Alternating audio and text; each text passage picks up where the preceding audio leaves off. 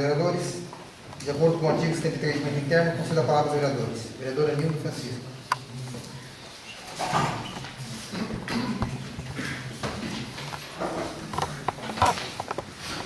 E cumprimentar o presidente da casa, cumprimentar os companheiros vereadores, as vereadoras Ana Célia, a vereadora Maria, cumprimentar o nosso vice-prefeito Luiz, nosso vereador Flávio, licenciado, né?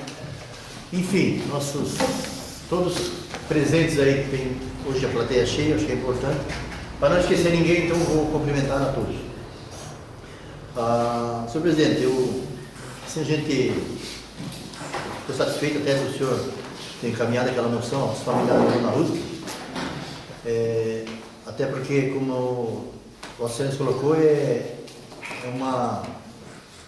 um espelho de vida aquela senhora, que foi uma pessoa humilde, uma pessoa que se dedicou ao município. Quem sabe daqui uns tempos, quem sabe aí se surge aí um nome de rua, um nome de coisa, quem sabe se pense que é o nome dessa senhora, que foi uma grande liderança, e contribuiu para o nosso município. E fico assim, sempre lamentando, ela depois da sua idade, ela tem que, às vezes, passar por aquela dificuldade de ter contribuído com aquele valor alto para poder manter sua saúde. E a gente sabe que ela estava 60 dias na casa da sua filha, na comunidade indígena, onde não tinha um recurso correto para ela. A gente sabia que a família não tinha condição, então a gente sabe que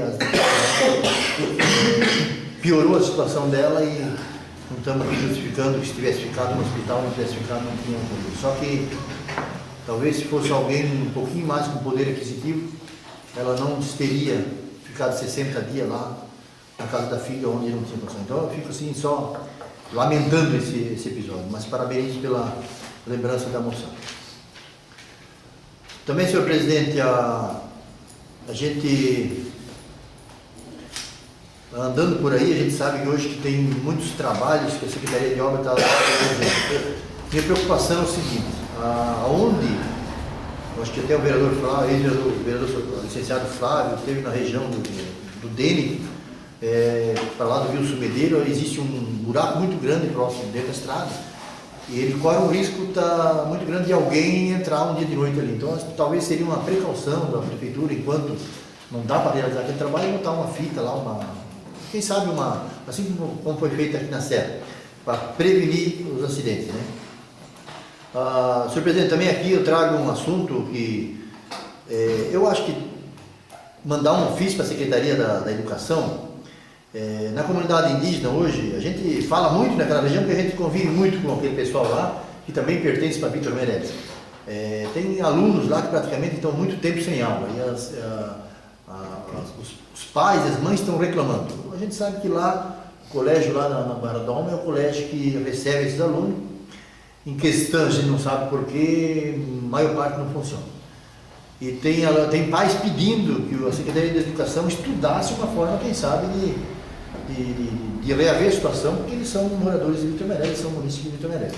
Tem crianças que estão lá sendo professoras pagas, às vezes merendeiras pagas. Acho que até o nosso município tem funcionários também que ajudam lá, e as aulas não acontecem. Então, acho que a Secretaria de Educação poderia reaver essa situação, para que, se houvesse um motivo, às vezes, para nós ajudar aquele pessoal.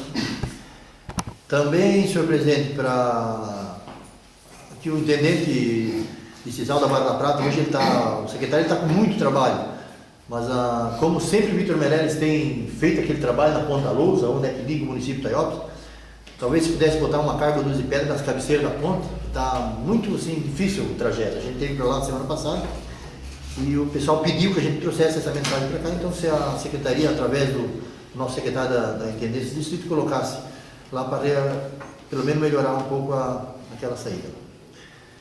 Senhor presidente, eu acho que por hoje era só. Obrigado, vereador. Passa a palavra.